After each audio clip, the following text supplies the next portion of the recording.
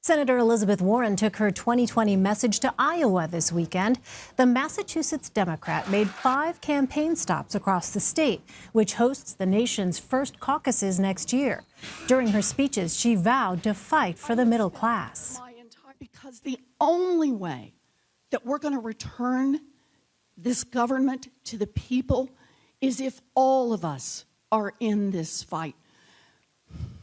I believe that this is a moment in our history, and it is a moment we should not let pass. This is a moment when we should dream big, fight hard, and take back our country.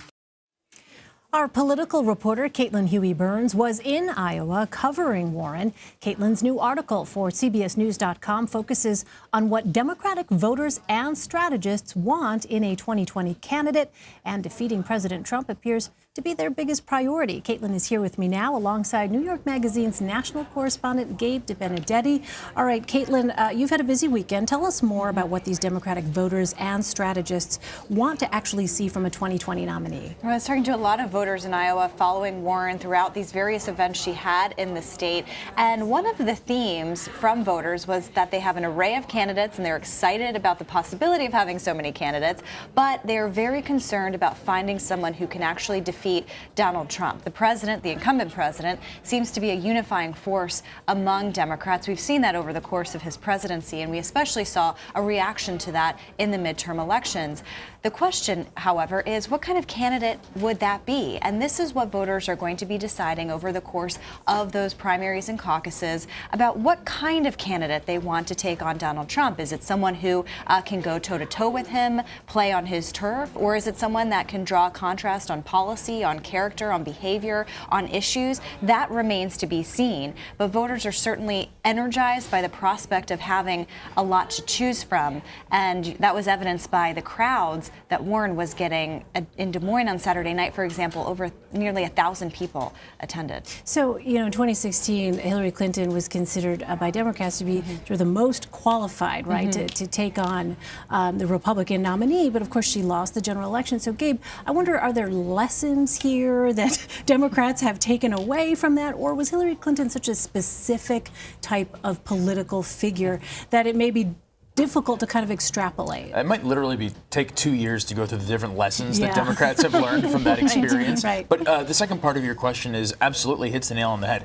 They have all these different lessons, and everyone, in fact, who's running and who's looking at running has taken different lessons from the Clinton experience. But the realistic fact is that she is such a singular character in American political history that falling into some of the traps that she allegedly fell into or apparently fell into is really not realistically something that a lot of these people are going to do. But when you talk to voters or when you talk to strategists and when you talk to the candidates themselves and people around them about what they're going to try and do, the main thing that you hear differently is they say, what we really want to do is have a sense of authenticity. We really want to connect with individual voters. And listen, one of the big problems that Secretary Clinton had in 2016 was she campaigned nonstop in these states, but she was constantly surrounded by Secret Service. She had this air of being a candidate who was already presumed to be the president because she was such a dominating frontrunner. Well, now, let's say that there are 30 Democrats running this time. 29 of them are going to lose, and all 30 of them know that. So none of them have this air around them, and voters don't look at them that way. So, Caitlin, I'm hesitant to ask this question because some people out there watching might say, well, you're just saying that because they're both women. But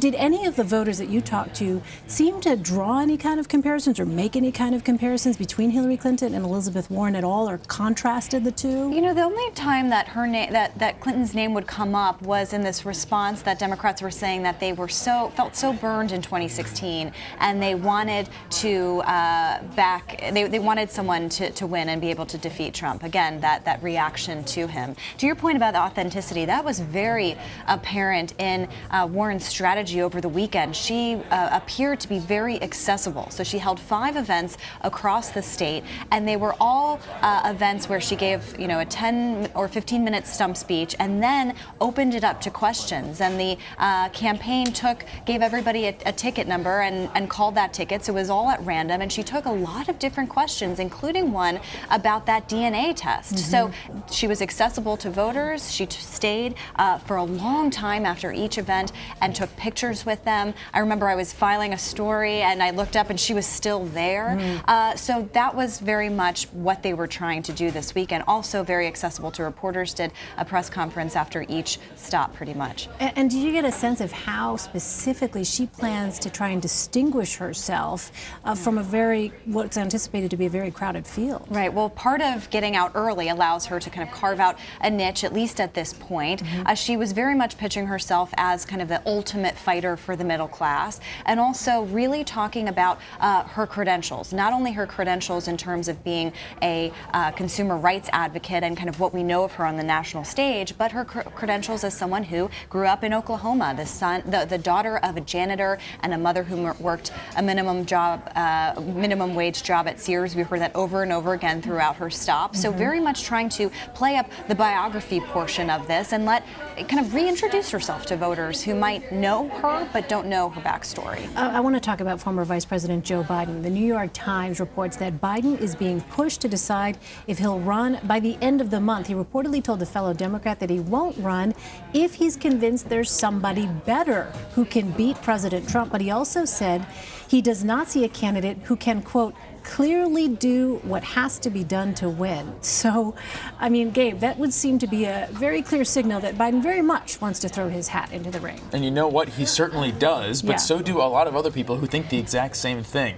This was an interesting quote from Biden, or a quote of a friend of Biden's, Right. because it was really channeling what the vice president thinks in terms of the inevitability that he's going to be the right person to beat Trump. And it's this overall question that we keep talking about here, which is that this is what this primary is going to be about. Not who can go furthest to the left, who has the best policy ideas, who's the most relatable, who can beat Trump. Now, Biden saying that is actually interesting to me because every time I've reported on him, that's essentially what the people around him say. They believe that. But also, that's exactly what Bernie Sanders told me about himself a few months ago. So Bernie Sanders also says, I won't run if there's someone else who can do it, but I don't think there's anyone else who can do it. But you know who else says that? Sherrod Brown says that, and Kamala Harris says that, and Cory Booker says that, and on and on. Does being vice president, having been vice president, actually give Joe Biden the edge, though, when it comes to that specific lane? Oh, it gives him a massive edge. And I think right now, when you look at national polling and most early state polling, not all, but most, there's a reason Joe Biden comes out so far ahead.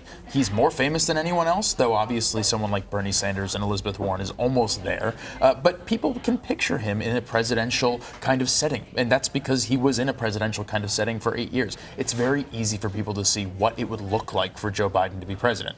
Does that mean he'll win? Certainly not. But it means that it's not that much of a stretch for people to think, I could see this guy up there. And what's interesting about that, too, is that, he hasn't cleared the field. He hasn't deterred Definitely. any of these other candidates from getting in the race. Elizabeth Warren is an example of that. But as we know, Kamala Harris, Cory Booker, other lawmakers and outsiders are considering bids as well, knowing very well that Biden could ultimately get in. Definitely. At some point. Right. It would seem that we are in much different times now, politically speaking. Caitlin Huey-Burns and Gabe Debenedetti, thanks to you both.